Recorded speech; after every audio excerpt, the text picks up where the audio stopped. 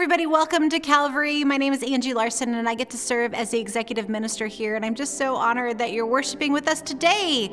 I believe that God has brought you here for a reason. Today we're continuing our Backwards Christmas worship series, and I know that Pastor Hans has a great message for you today. It's going to be so much fun, so stick around.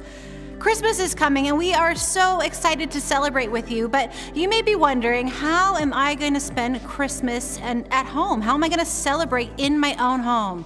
Check out this video. I think it'll really help.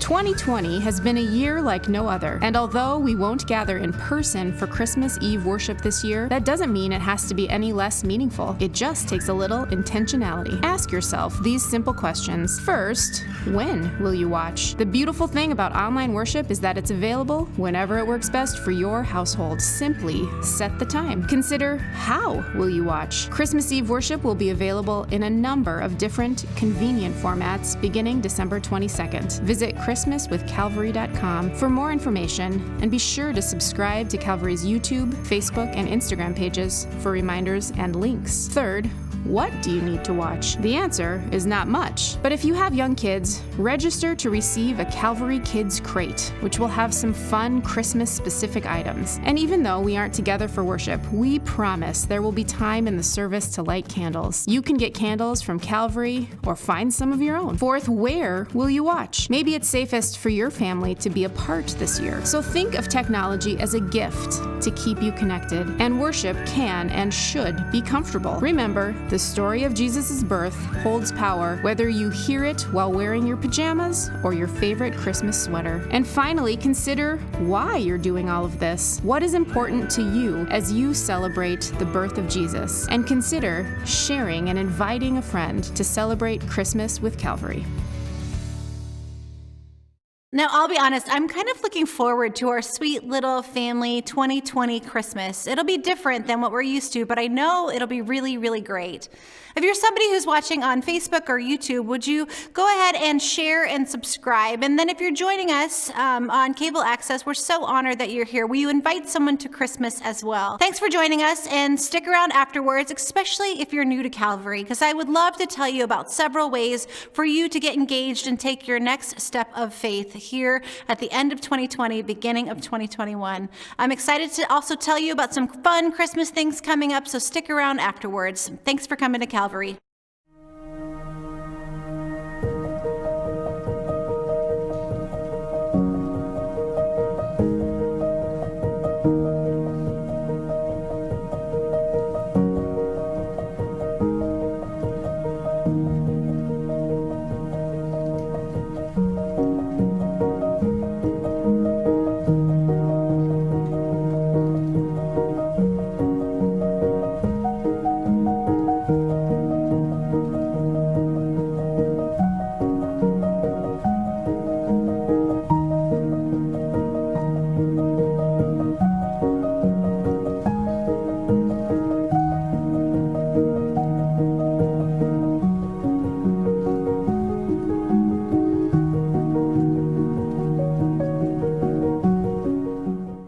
Merry Christmas, everybody. So good to be with you today. Hey, I wanted to let you in on a little, secret. We purchased a gift for our church this year. And what better a gift? Who doesn't want a bike for Christmas? Anybody remember back to those days when you wanted a bike for Christmas? We bought a bike for the church for Christmas. But here's what I have to let you know. This is no ordinary bike. This is actually a very special bike. This is a backwards bike. And let me tell you, guaranteed, it is unlike any bike you have ever ridden before. We unveiled this bike to a group of middle schoolers a few weeks ago, and they concurred. You see, they concurred that this bike, although it may look like that bike you learned to ride on when you were a little kid in your parents' driveway, it looks the same, but it's different in one really important way. You see, folks, this bike was engineered in a special way. It was engineered in such a way that when you turn the handlebars to the left, the wheel goes to the right. And when you turn the handlebars of the backwards bike to the right, the wheel goes to the left. We found this bike online and we thought this would be a great gift for us. It would be a fun challenge. Certainly we could figure out how to ride a backwards bike. But here's what I have to tell you. It's harder than it looks. In fact, here I am trying to ride this bike, and I need to let you know that although my face looks as though I'm laughing, inside I'm really frustrated. Because here's the thing about this backwards bike. I have tried and I have tried and I've tried to ride this bike. I've tried to ride it outside. I've tried to ride it in the church, in the hallway, between meetings. I've tried to ride it after hours when the building is empty, and I can't ride this bike. Here's what I know you're thinking. You're thinking, well, Hans, you are a pastor. You're a little uncoordinated, and that may be the case. But the fact of the matter is this. If you can ride this bike, I will give you a large Zorba's pizza on me. Folks, I'm gonna make a pretty bold statement, a declarative statement. You can't ride this bike. I invited a group of Calvary folk to come to the church and try and ride this bike, and look at them. They didn't fare any better than I did. You see, here's what I'm quite certain of. You can't ride this bike. Now, I know what you're thinking. You're thinking, why in the world would you buy a bike that nobody can ride? And that's a really great question. But I've got two answers for you. First off, what better a gift for this year that has felt totally backwards? A backwards bike for a backwards year. Makes sense, right? But secondly, and way more importantly for today, when we saw this backwards bike, we had to get it because I believe it is the perfect image for Christmas. It's a perfect image to remind us of what Christmas is all about. And to get at that, I need to tell you a little bit more about this backwards bike. You see, the backwards bike is the brainchild of a guy by the name of Dustin Sandlin. He is a YouTuber. He's got a YouTube channel called Smarter Every Day. The guy is actually a rocket scientist, believe it or not. And he produces these short videos that make science and engineering fun and interesting. Well, a friend of his engineered the backwards bike and gave it to him as a challenge. And of course, Dustin, just like you and me, he couldn't ride the bike. But being a scientist, he took that challenge a couple steps further. He wanted to answer two questions. And the first question is this: could he train himself to ride a backwards bike? Could he train it? Is it possible to ride a backwards bike? And secondly, he asked this question: why? Why is it so hard for us to ride a backwards bike? Well, Dustin got after it, and he practiced every day riding the backwards bike. And after 8 months, guess what? Something clicked in his brain, and he finally figured out how to ride the backwards bike.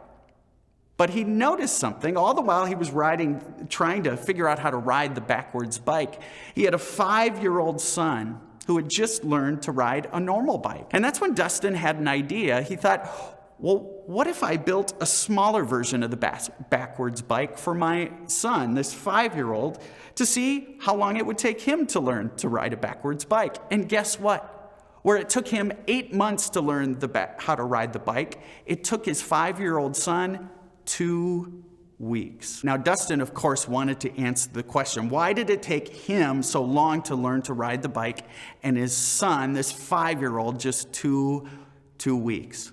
And what Dustin came to find is that in our brains, there are sort of algorithms that develop when we learn to do things like ride a bike or water ski or ice skate. We develop these algorithms in our brains that connect our brain to our arm muscles and our core muscles and our leg muscles. There are these algorithms, and the more we do something, the more we ride a bike, the more those algorithms get hardwired within us. And the more we do it again and again and again, we develop what's called a cognitive bias that tells us how you are to ride a bike.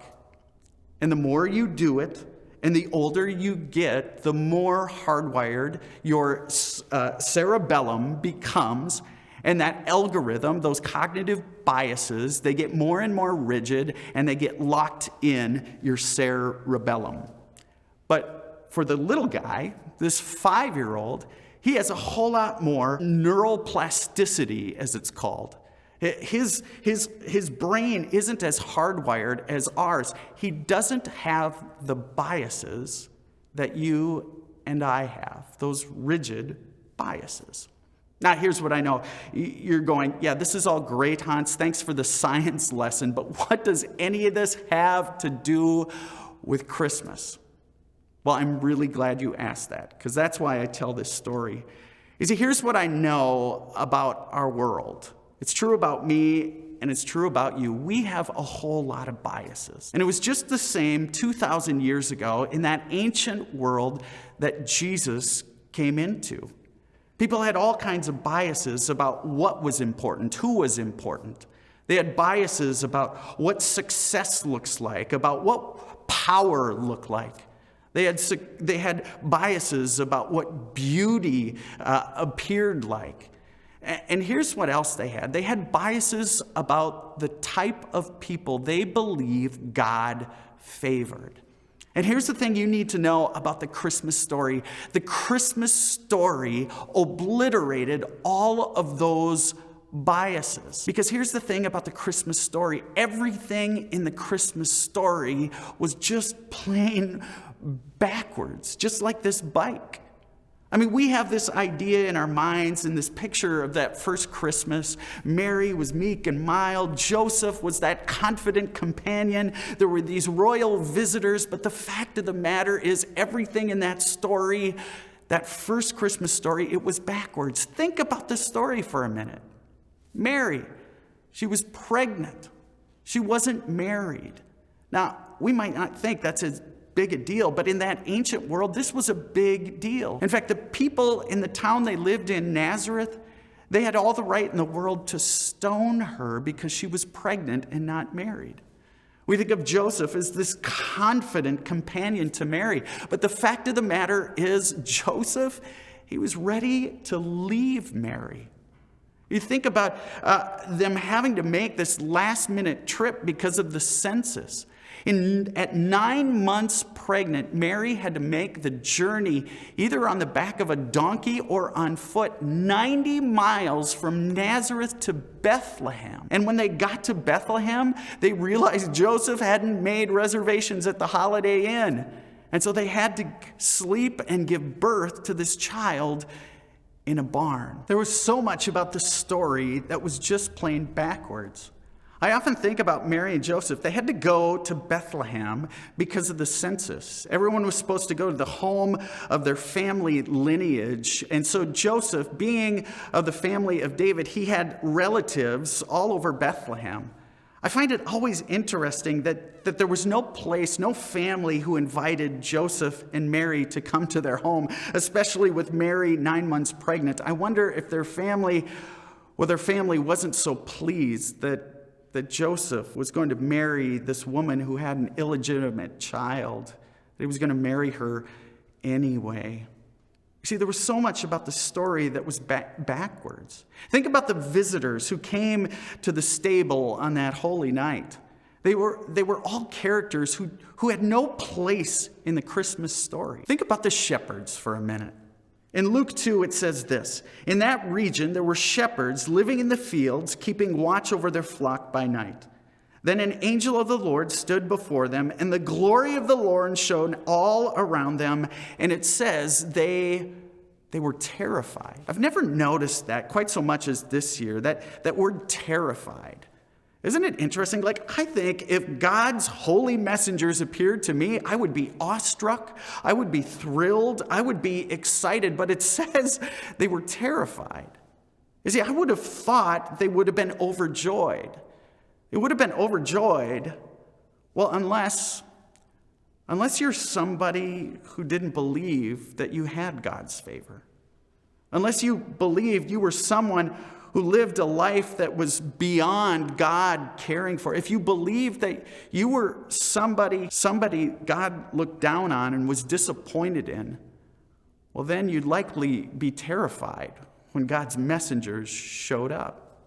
You see, those shepherds, they had no place in the story. They were outcasts. They were people who weren't even allowed to go to church because they were so filthy. They were an embarrassment to their family.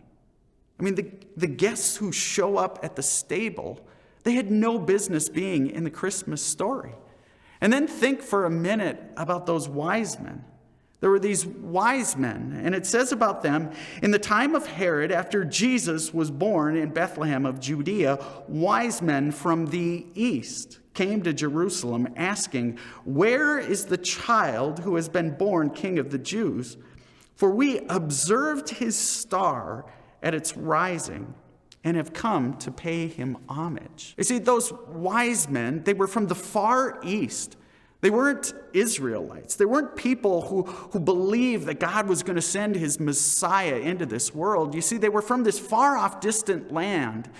Often people imagined that they were astrologers or they were magicians even. They were priests of some strange, far-off religion. And the reason that they found themselves in Bethlehem wasn't that they thought that this child was the Messiah. They found themselves in Bethlehem because they were doing what people of their type did all the time. They were sort of the equivalent of ancient storm chasers. They were simply following the stars, and the star led them to Bethlehem. You see, they had no business being in the Christmas story. You see, the Christmas story is just such a backwards story. People who had no business being in this Christmas story, they were given places of honor in the Christmas story. And I imagine as those ancient people, they heard this story, they couldn't imagine it. They couldn't comprehend it. Kind of like us sitting down on that backwards bike and trying to ride it. We can't ride it just the same. They couldn't comprehend that God would send his son into this world in that backwards way. So I want to wonder with you today, why? Why is it that God would send his son into this world in a way that appeared totally backwards to everyone who would have heard this story? And I want to suggest to you that God sent his son into this world in a way that was more backwards than anyone could have ever fathomed to teach us something. You see, here's what I think. Jesus came into this world in a backwards way to teach us to live a backwards life. Jesus came into this world in a backwards way to teach us how to live a backwards life.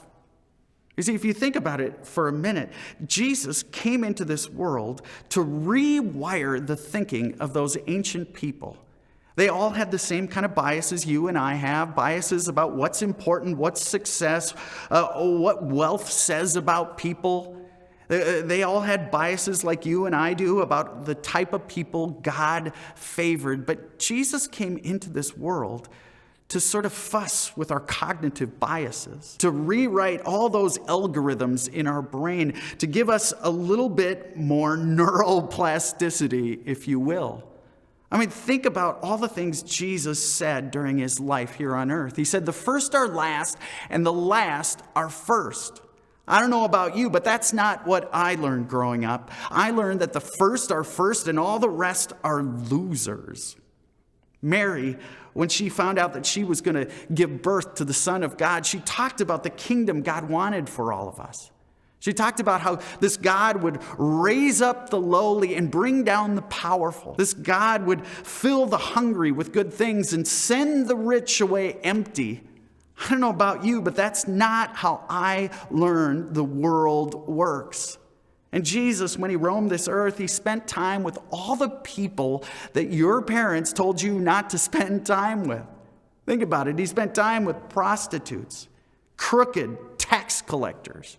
He spent time with crusty, foul-mouthed fishermen. You see, Jesus came into this world, and again, he had this message. He had this message that those who believed they had no place in God's story, they had places of honor in God's story. All the people that believed they had no place in God's story, you see, Jesus taught again and again that they had places of honor in God's story. You see, the Christmas story is all about this God who came into this world in a way that was more backwards than any of us could imagine.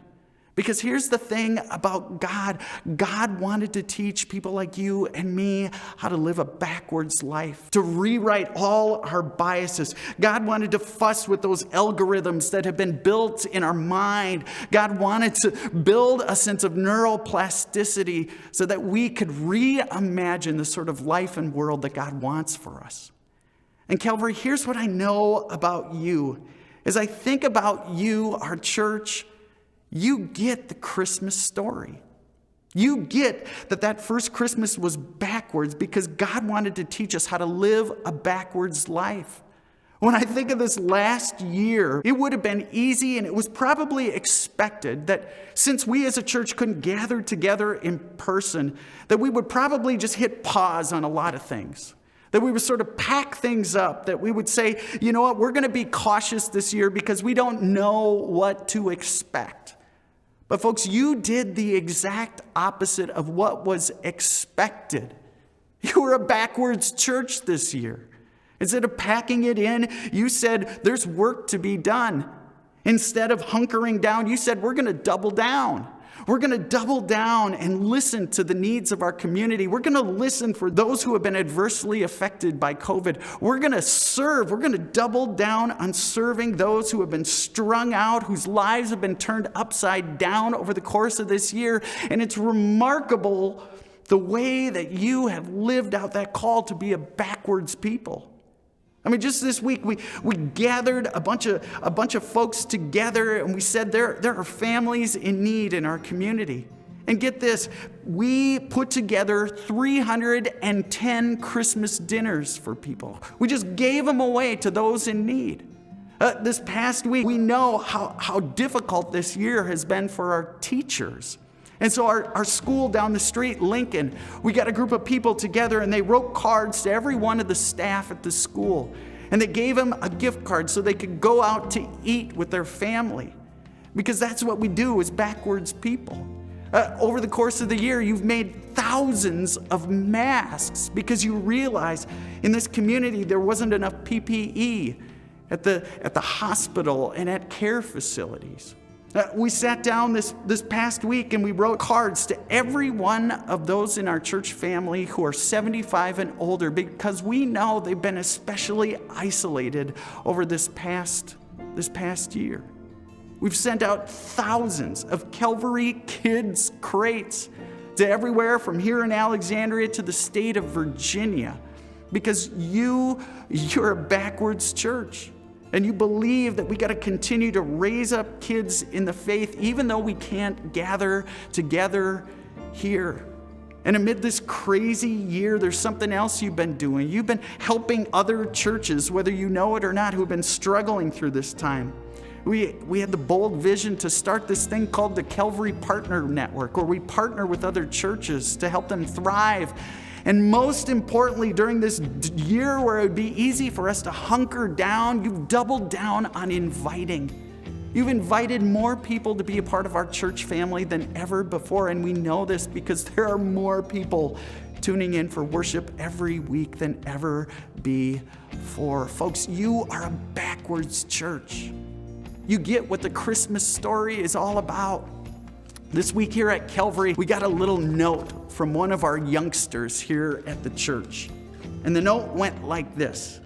It said, "Dear Calvary, I don't have a lot of money in my piggy bank right now, but I know some people need this more than I do. I know it's not much, but I hope it helps. I wish I could give more, but like I said, I don't have a lot of money." This was from one of our youngsters, and she included $1 in the envelope. Folks, she gets what it means to be a backwards people. You get what it means to be a backwards church. Way back when, in that first century, God came into this world in a backwards way.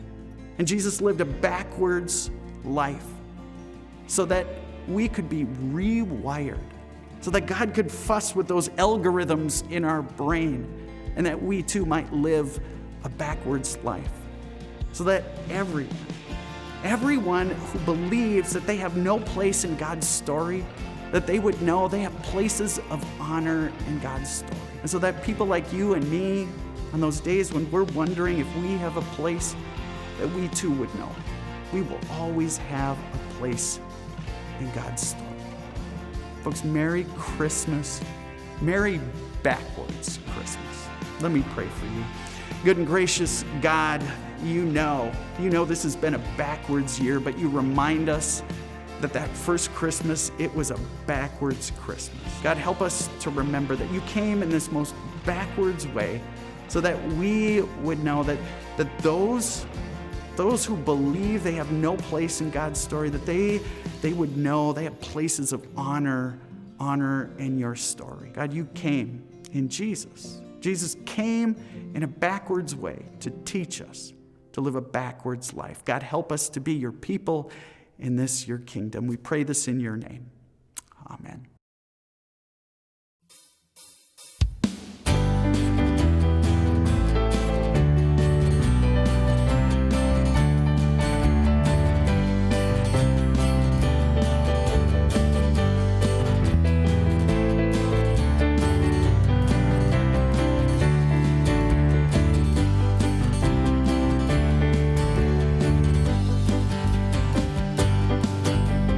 Angels we have heard on high, sweetly singing o'er the plains, and the mountains in reply, echoing their joyous strains. Hey!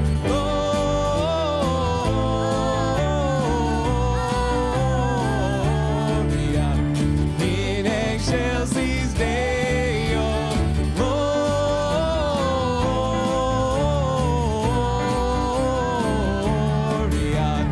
In excelsis Deo.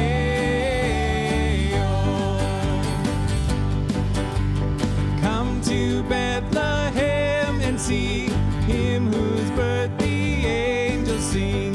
Come adore on bended knee Christ the Lord, the newborn King.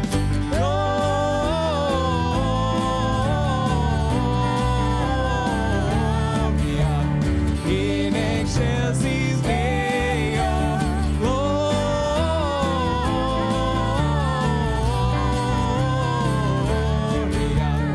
in excelsis Deo. Gloria.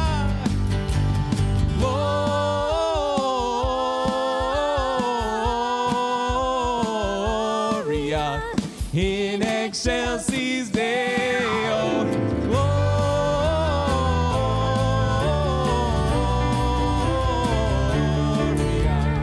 in excelsis Deo.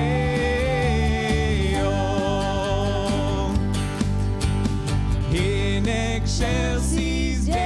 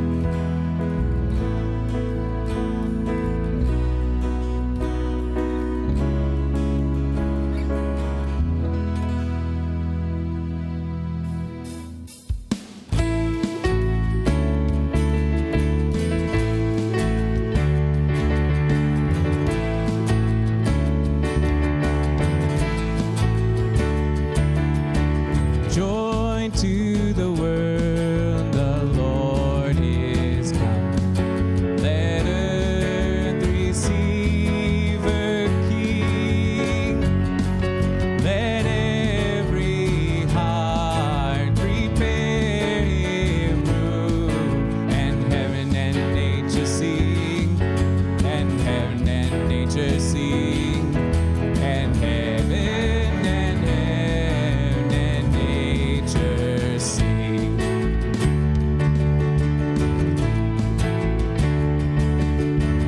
Joy to the world, the Savior reigns. Let all their songs employ,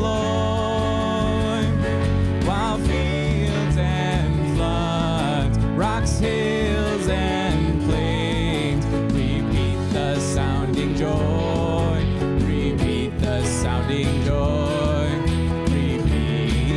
Repeat the sounding joy.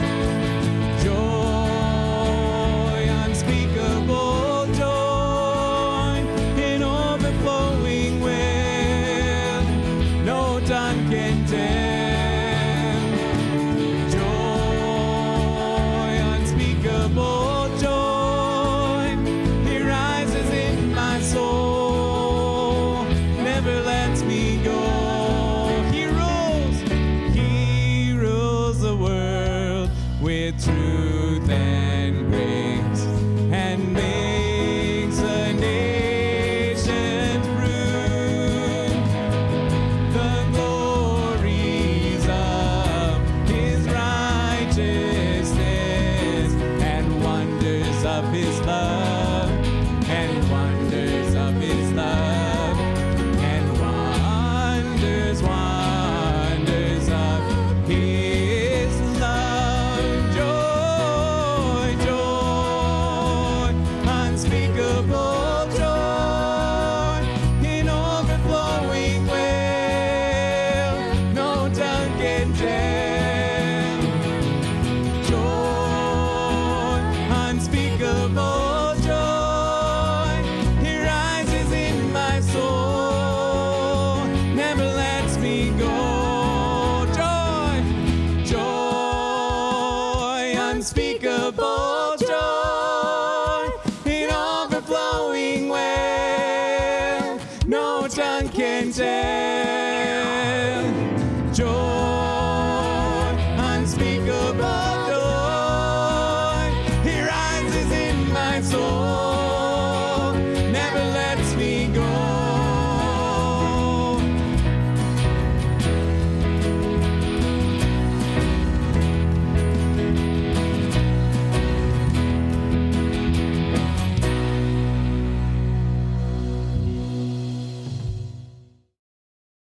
And if you'll please join me in the Lord's Prayer. Our Father, who art in heaven, hallowed be thy name. Thy kingdom come, thy will be done, on earth as it is in heaven. Give us this day our daily bread, and forgive us our trespasses, as we forgive those who trespass against us. Lead us not into temptation, but deliver us from evil. For thine is the kingdom, the power, and the glory, forever and ever. Amen. Thank you so much for joining us for worship. If you've had the chance to worship with other people, with your family, or maybe the people that you're just gathered with, and you'd like to enjoy communion together, you can find resources on the Lord's Supper on our website. It's www.calvaryalec.org, and click on communion. If you're someone who enjoys a more traditional communion liturgy, there's an entire communion liturgy available for you there too. If we want to dig deeper into all the things that Pastor Hans discussed today in our Backwards Christmas, there's a discussion guide out there on the same website. You can talk with people over the dinner table, or Zoom call your best friend. And so get on there and click on discussion guide so you can go deeper in your faith. If you're someone who's new to Calvary, I'd like to encourage and invite you to join our email list. You can do this on the same website as well, www.calvaryalec.org, and click on the sign up for emails. That way you can be the first to hear all the updates of all the things that Calvary has planned. So Christmas is coming, and I am so excited. I am probably as excited as the little people in my house, but I want to make sure that you know all the ways that you can get involved with Calvary this Christmas. First of all, we have a special website. It's www.christmaswithcalvary.com, and it has all sorts of ways for you to be able to join in the festivities with us this year. It has links to how to watch all of the worship times, our giving tree, our Christmas kid crates, and even more. There's even a downloadable candle on there if you don't have any candles at home. Worship will be on demand and will start anytime after December 22nd. On Facebook for Christmas Eve, it's going to be on the odd hours, 3, 5, 7, and 9. And on Christmas Day, it'll be 9 and 11 a.m. And if you're somebody who joins us on cable access, we want to make sure that you have a chance to worship with us too. It's also going to be on odd hours. On cable access, it'll be at 9, 1, 3, 5, and then 9 p.m. And so we are so honored that you are going to be worshiping with us over Christmas. We're super excited. And now as we close our time together, we're going to close with a time of offering. We're overcome by the generosity of the Calvary community and all the ways that we've been able to give generously back into our community. It's really exciting stuff. So thank you in advance for that. There are 4 ways that you can give. The first is that you can go on the website, www.calvaryalex.org, and click on Give. The second is you can text Calvary Alex to 77977 and then follow the prompts that will be texted to you. The third is that you can write a check and go ahead and put it in the mail to 605 Douglas Street, Alexandria, Minnesota, 56308.